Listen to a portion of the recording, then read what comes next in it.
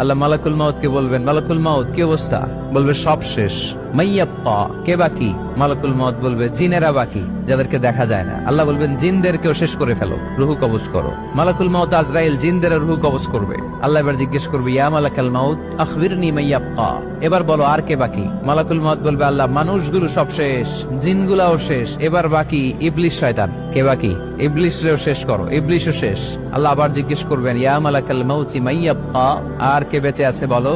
মালাকুল মাউত বলবে, আল্লাহ আপনার কথা অনুযায়ী পৃথিবীর সব মানুষের রূহ কবজ করলাম, সব জিনদের রূহ কবজ করলাম, ইবলিসের রূহ কবজ করলাম, এখন আছে শুধু ফেরেশতা। আছে কারা? যাও ফেরেশতাদের রূহ কবজ করো। ফেরেশতাদের রূহ কবজ হয়ে যাবে। এবার আল্লাহ জিজ্ঞেস করবেন, ইয়া মালাকাল মাউত আখবিরনি মাইয়াব্বা।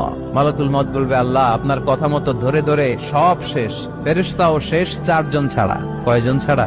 জোরে বলেন, কয়জন ছাড়া? ইসরাফিল, জিব্রাইল, মিকাইল,